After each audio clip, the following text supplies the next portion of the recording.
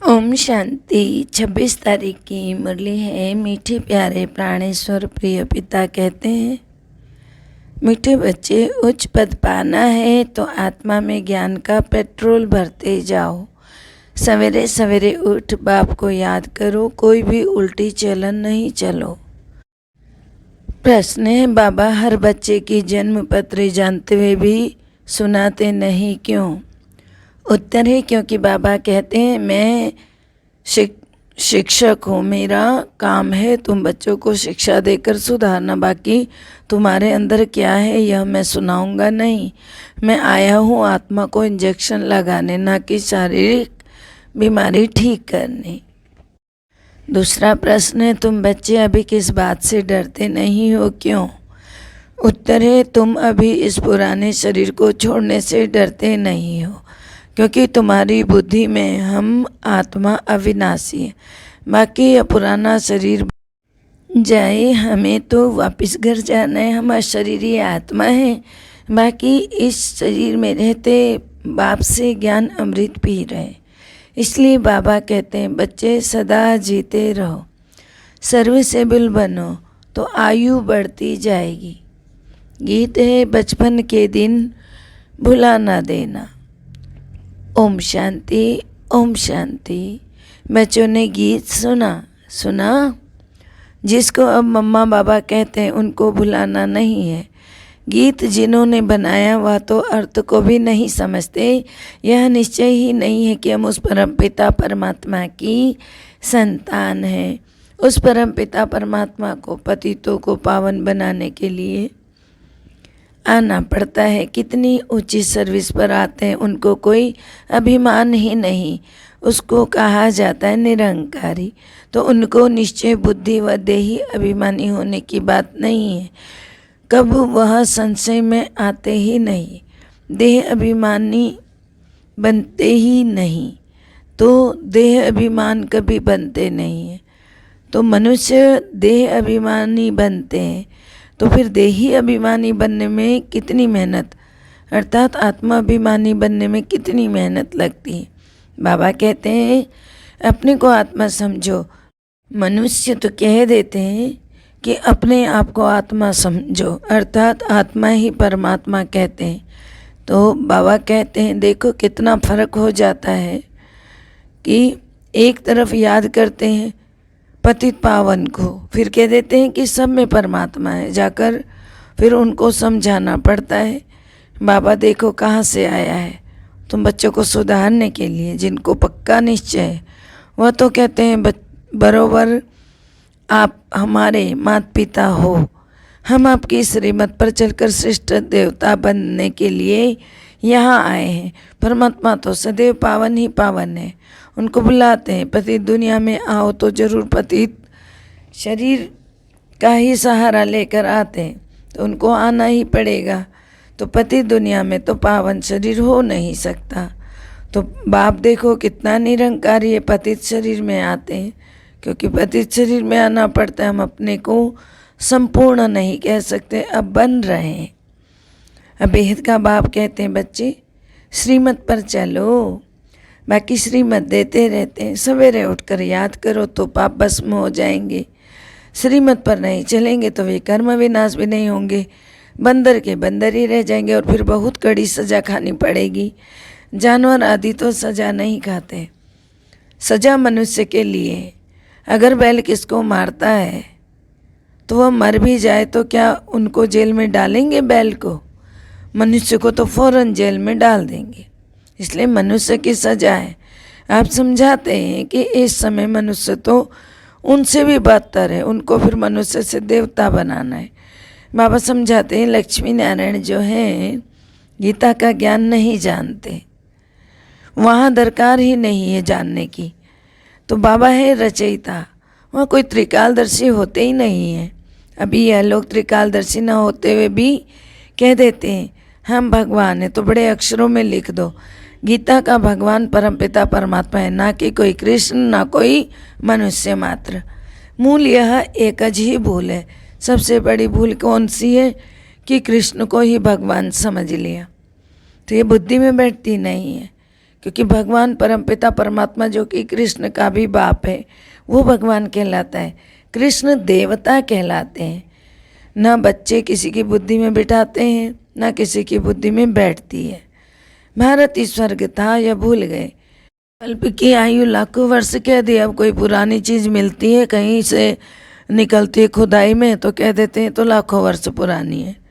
अरे ऐसा कुछ भी नहीं है। कभी कोई कोई कहते भी हैं कि क्राइस्ट से 3000 वर्ष पहले भारत स्वर्ग था। तुम जानते हो हम भी देवता थे, माया ने बिल्कुल ही कौड़ी तुल्य बना दिया है, कोई भी मूल्य नहीं है।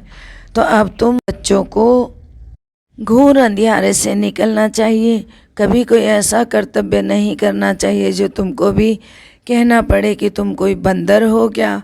मैं कितना दूर देश से आया हूँ तुम्हारे मैले कपड़े धोने, तुम्हारी आत्मा बिल्कुल मैली हो गई है। अब मुझे याद करो, तुम्हारी ज्योति जग जाएगी। ज्ञान का पेट्रोल भरते जाओ तो वहाँ भी कुछ पद पाओ, वहाँ जाकर दास दासी बनो, यह तो अच्छा नहीं है ना। यह है राजयोग, तो पद भी तो पाना चाहिए ऊंचा। दास दासी जाकर बने तो भगवान से क्या वर्षा पाया, कुछ भी तो नहीं। फिर बाबा से कोई पूछे तो फट से बाबा बता सकते हैं काम करना चाहिए इशारे से, बिगर कहे जो काम करे सो देवता, कहने से जो करे सो मनुष्य। तुमको अभी श्रीमत मिलती है और जो कहने से भी नहीं करेगा वो क्या कहलाएगा, वो राक्षस। तो यहाँ श्रेष्ठ देवता बनने की श्रीमत है, मिली बाबा से मिली हुई है यह श्रीमत की श्रेष्ठ देवता बनो। श्रेष्ठ बनाने वाला बाप कहते हैं प्रदर्शनी में बड़े बड़े अक्षरों में ऐसा बोर्ड लगा दो तो सबकी आँख खुले कि श्री कृष्ण भगवान नहीं है, वह तो पुनर्जन्म में आते हैं, वो केवल देवता है।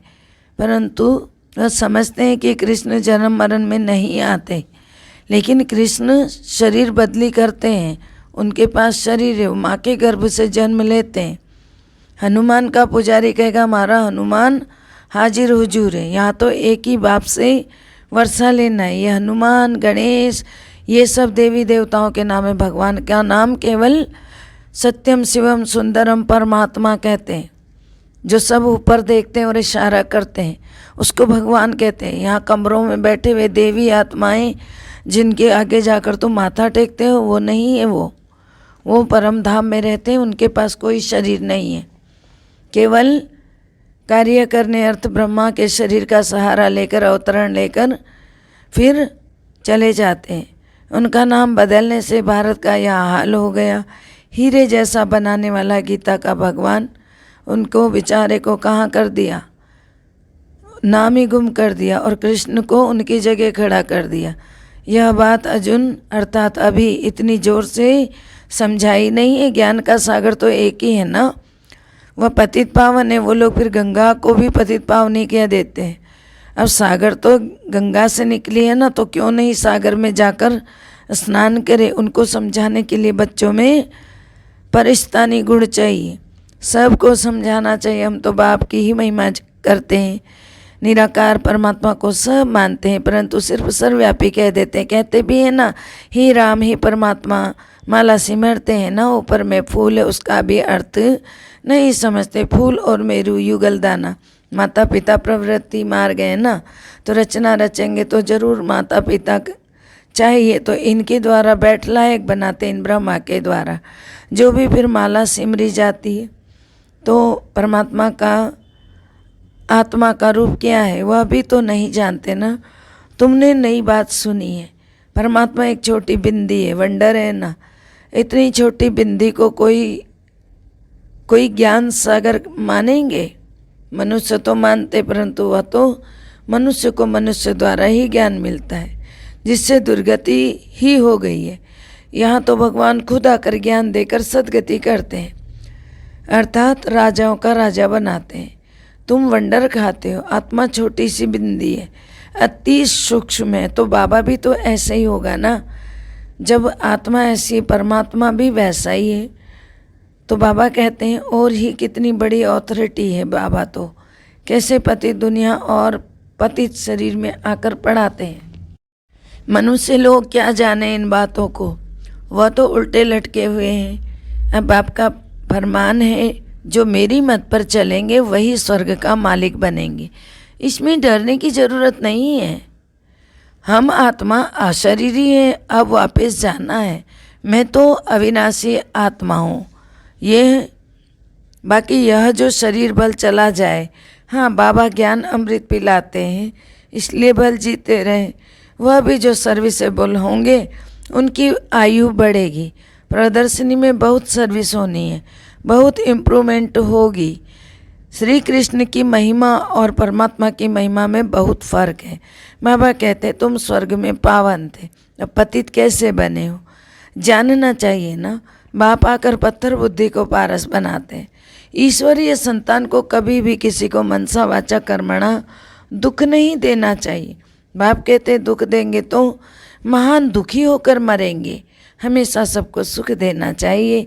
घर में मेहमानों की बहुत अच्छी सेवा की जाती है। यह पुराना शरीर भोगना, भोग हिसाब किताब चुकतू करना है इस पुराने शरीर से। इसमें डरने की ज़रूरत नहीं, डरना नहीं है, नहीं तो फिर सजा खानी पड़ेगी। बहुत मीठा बनना है। तो बाबा देखो कितना प्यारा है, बाबा देखो कितना प्यारा समझाते। फिर कमाई में कभी उबासी व झुटका नहीं आना चाहिए। बाप कहते हैं मुझे याद करने से तुम सदा निरोगी बन जाएंगे।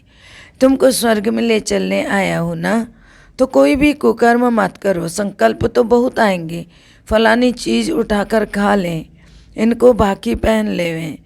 अरे बाबा कहते हैं बाप तो बच्चों की जन्म पत्री सब कुछ जानते हैं, इसलिए मैनर्स अच्छे धारण करने।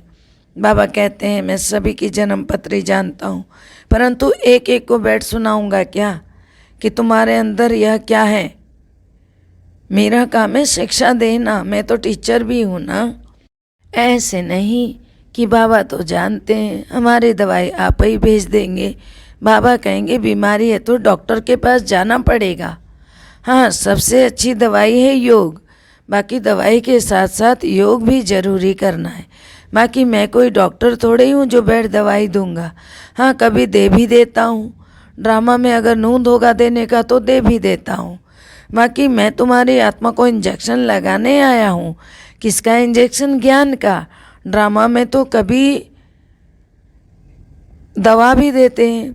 तो बाबा कहते हैं बाकी ऐसे नहीं, बाबा समर्थ है, हमारी बीमारी को क्यों नहीं छुड़ा सकते। भगवान तो जो चाहे सो कर सकते हैं, ऐसा नहीं समझो। बाप तो आए हैं पतितों को पावन बनाने। अगर इन कामों में लग गया तो मैं कैसे सबको सुधारूंगा। इसलिए बाबा ये जिम्मेवारी बच्चों को कहते हैं योग लगाओ, अपने आप जो जो मिलना होगा मिल जाएगा। अच्छा, मीठे मीठे सिकिल दे बच्चों प्रति माता पिता बाप दादा का याद प्यार और गुड मॉर्निंग। रूहानी बाप की रूहानी बच्चों को नमस्ते। हम रूहानी बच्चों की रूहानी बाप दादा को दिल व जान से सिख व प्रेम से याद प्यार नमस्ते, good morning, diamond morning, Om Shanti. शुक्रिया मीठे प्यारे बाबा, शुक्रिया। धारणा है, पहला है मनसा वाचा कर्मणा, किसी को भी दुख नहीं देना, कर्म भोग से डरना नहीं है, खुशी खुशी पुराना हिसाब किताब चुकतो करना है, संकल्पों के वश हो कोई भी को कर्म नहीं करना है, अच्छे मैनर्स धारण करने। दूसरा है ये संकल्पों के वश कोई भी को कर्म नहीं करना, अच्छे मैनर्स धारण करने। देवता बनने के लिए हर बात इशारे से समझनी है, कहलवाना नहीं है। वरदान है बेहद के संपूर्ण अधिकार के निश्चय और रूहानी नशे में रहने वाले श्रेष्ठ सर्वश्रेष्ठ संपत्तिवान भव। अर्थ वर्तमान समय आप बच्चे ऐसे श्रेष्ठ संपूर्ण अधिकारी बनते हो जो स्वयं ऑलमाइटी ऑथोरिटी पिता के ऊपर आपका अधिकार हो जाता है। तो परम पिता परमात्मा अधिकारी बच्चे सर्व संबंधों का और सर्व संपत्ति का अधिकार प्राप्त कर लेते हैं। इस समय ही बाप द्वारा सर्वश्रेष्ठ संपत्तिवान भव का वरदान मिलता है। आपके पास सर्व गुणों की, सर्व शक्तियों की और श्रेष्ठ ज्ञान की अविनाशी संपत्ति है, इसलिए आप जैसा संपत्तिवान और कोई भी नहीं है। स्लोगन है सदा अलर्ट रहो, अलबेलापन समाप्त हो जाएगा। सदा अलर्ट रहो तो अलवेलापन समाप्त हो जाएगा। मातेश्वरी जी के अनमोल महावाक्य। परमात्मा के बारे में अनेक मनुष्य की अनेक मत, आखिर फैसला। तो अभी तो यह सारी दुनिया जानती है कि परमात्मा एक है। उसी परमात्मा को कोई शक्ति मानते, कोई कुदरत कहते हैं, मतलब तो कोई ना कोई रूप में जरूर मानते हैं ना। जिस वस्तु को मानते हैं वह अवश्य कोई वस्तु होगी ना, तभी तो मानते हैं ना।